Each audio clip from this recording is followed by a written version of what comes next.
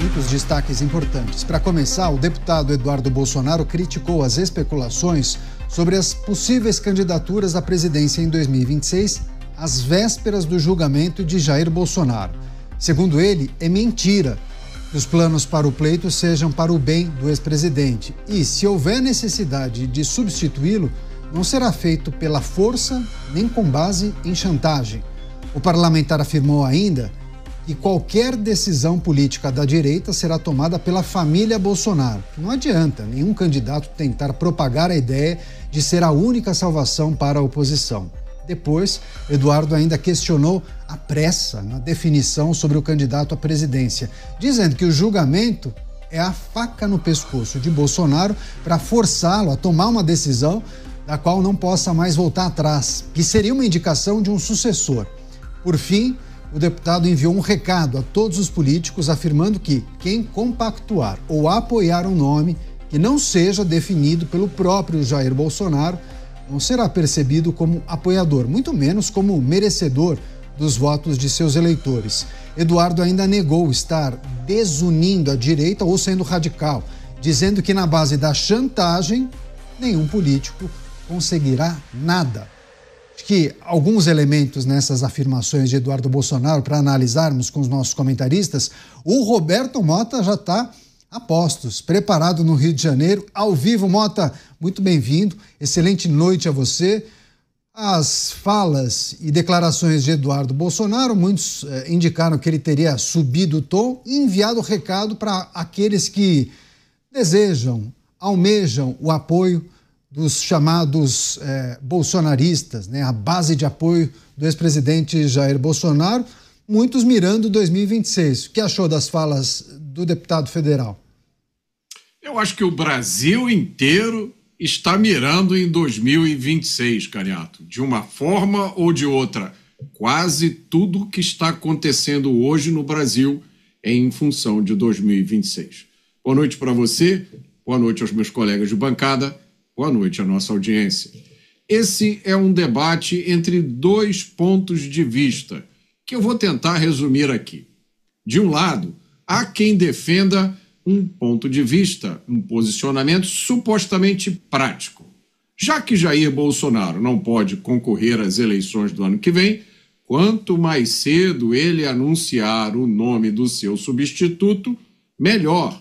Defendem quem pensa dessa forma. Entre outras coisas, dizem eles, isso evitaria a proliferação de candidatos de direita, o que poderia dividir forças. Agora, há um outro ponto de vista. Quem está nesse ponto de vista diz: se Bolsonaro indicar o nome de um sucessor agora, isso seria considerar como legítimo o processo ao qual ele está sendo submetido. Um processo que o presidente dos Estados Unidos da América chamou de caça às bruxas. Vale lembrar que Bolsonaro está inelegível por ter feito uma reunião com embaixadores, um ato que estava perfeitamente dentro das suas atribuições como presidente da República. Quando se trata da situação de Jair Bolsonaro, o que está em jogo é muito mais do que uma candidatura. O que está em jogo é o respeito às leis e aos princípios mais fundamentais da justiça. Se eles forem violados em relação a Bolsonaro, ninguém, absolutamente ninguém, estará a salvo. Aí estamos analisando e repercutindo as falas do deputado federal Eduardo Bolsonaro, dizendo que Jair Bolsonaro, seu pai, o ex-presidente, não será substituído sem que ele decida quem é o sucessor, né? Para quem ele vai transferir o seu apoio e os votos de seus eleitores.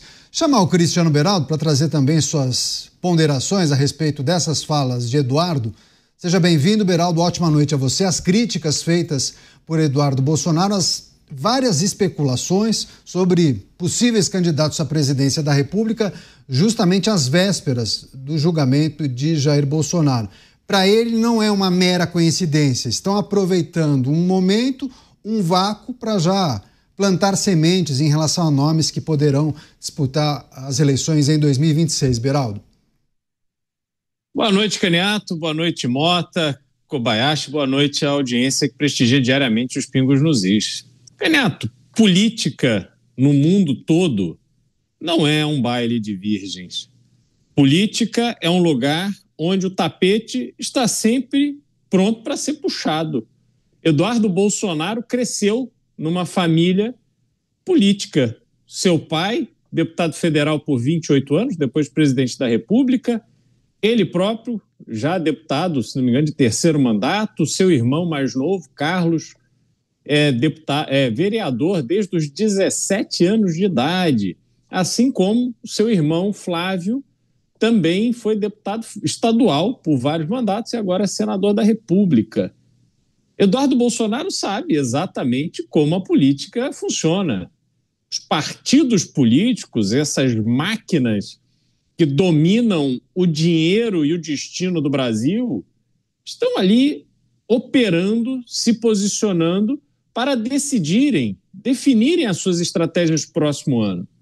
Porque não se trata só de organizar a candidatura para a presidência da República a partir da definição do candidato que cada um desses partidos apoiará para presidente da República. Serão definidas as situações estaduais, quem serão os candidatos ao governo, quem serão os candidatos ao Senado, como é que as chapas serão compostas. Lembrando que agora com as federações, como é o caso do Partido Progressistas e do União Brasil, esses dois partidos formarão uma chapa única. Portanto, terão candidatos que não vão ter partido para disputar a eleição. Então, tem muitas definições que o mundo da política precisa fazer. E a posição de Jair Bolsonaro, ela é válida nessa interpretação de Eduardo para aqueles seguidores, aqueles apoiadores incondicionais de Jair Bolsonaro. Mas é razoável imaginarmos que o Brasil é definido dessa forma de maneira constante? Não, não é razoável. As pessoas que estão pensando em eleição, preocupadas com eleição, que estão esperando simplesmente Jair Bolsonaro dizer apoie esse ou apoie aquele, isso é uma parcela do eleitorado. Então, Jair Bolsonaro, assim como o próprio Lula tem na esquerda, Jair Bolsonaro tem na direita um universo de apoiadores que deve representar aí na casa de 20%, 25% dos eleitores brasileiros, aqueles que irão com Jair Bolsonaro, independente do que Jair Bolsonaro fizer. Ele pode tirar uma foto com Kim Jong-un, ele pode nomear um petista para a PGR, ele pode indicar para o Supremo Tribunal Federal aquele que tornou Lula elegível e que agora livrou de todas as acusações o ex-ministro da Fazenda, Antônio Palocci. Essas pessoas não se importam com isso, elas simplesmente querem votar em Jair Bolsonaro, em quem ele indicar. Mas este universo de pessoas não é suficiente para eleger o próximo presidente da República. E, de novo, aqui eu reafirmo, eu tenho bastante convicção que o próximo presidente da República será um candidato da direita. O presidente Lula não será reeleito simplesmente porque entregará um Brasil pior do que ele recebeu. Não conseguiu fazer nada de bom, de produtivo para melhorar a vida dos brasileiros. Portanto, não será reeleito. Agora, o candidato que vai ganhar as eleições, se tiver o apoio de Jair Bolsonaro, ótimo, porque aí simplesmente haverá essa força de uma candidatura do Centrão com o apoio de Jair Bolsonaro. Então, claramente será o candidato mais forte, com mais dinheiro para fazer campanha, mais tempo de televisão e por aí vai. Agora, o apoio de Jair Bolsonaro ele não é essencial, ele não se extingue em si mesmo. Então, é uma equação onde os partidos não querem se dispor com Bolsonaro, porque vem este apoio de Bolsonaro importante, um ativo importante, mas não vão ficar esperando eternamente uma decisão, uma definição de Jair Bolsonaro. Portanto, essa queda de braço está ficando cada vez mais evidente e me parece que seria do melhor interesse que todos os lados entrassem num consenso e resolvessem logo essa questão.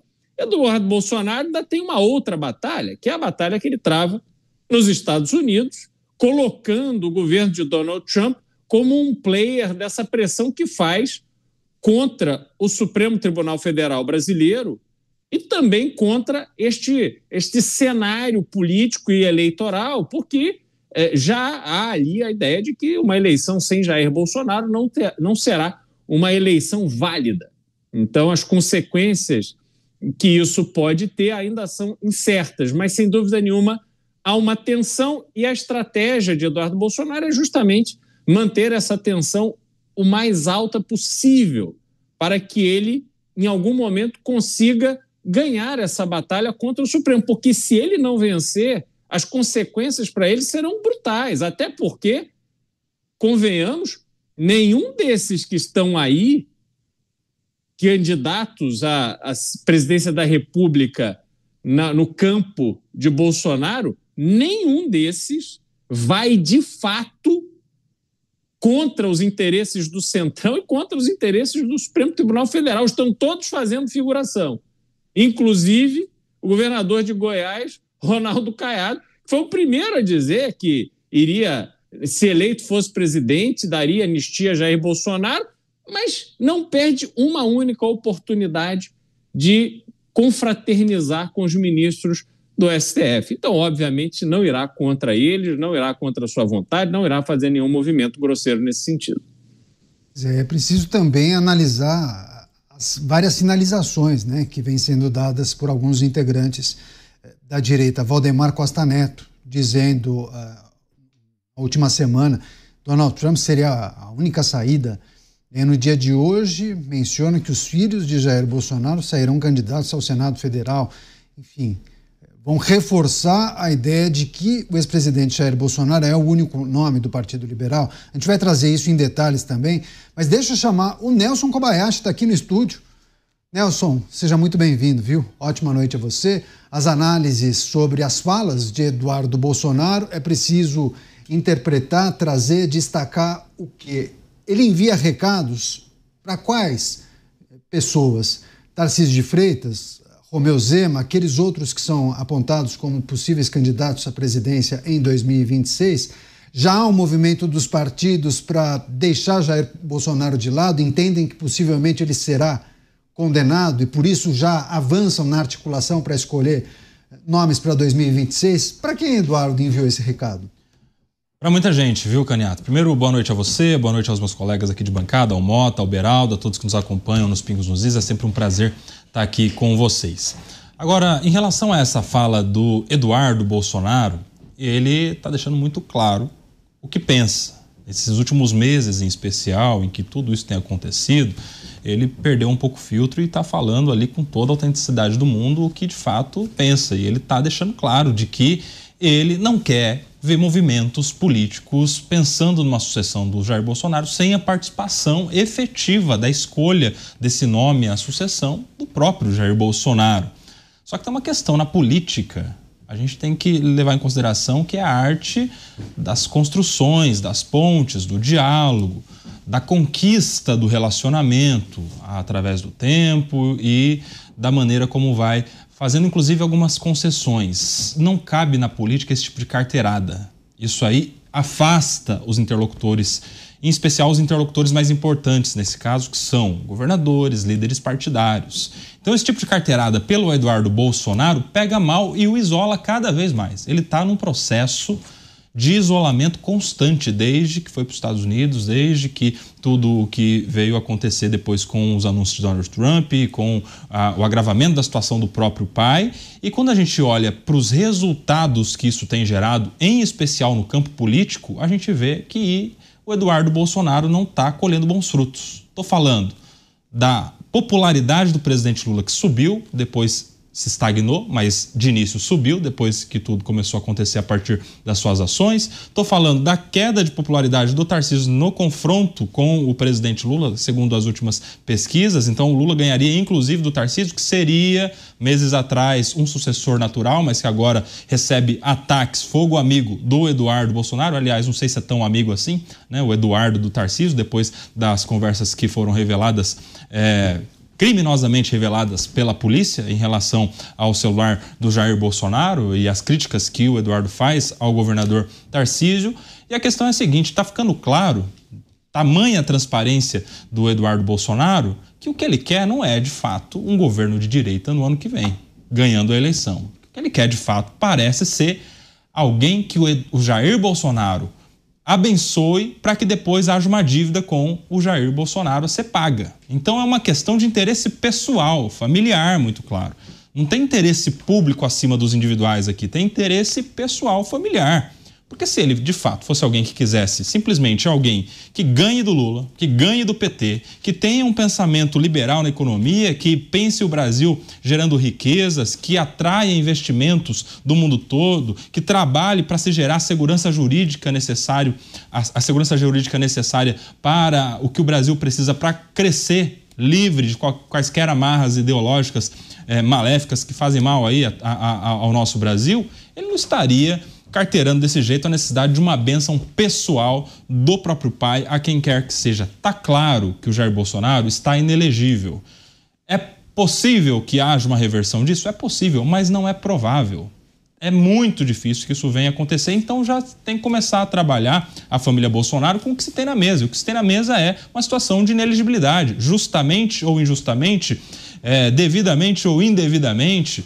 Qualquer que seja a crítica, essa é a realidade que está posta. E politicamente deveria já, não só o Jair Bolsonaro, mas o Eduardo, principalmente, que parece estar um pouco mais efusivo em relação a essas questões, começar a pensar estrategicamente numa construção de sucessão. E a construção da sucessão não passa por esse tipo de carteirada.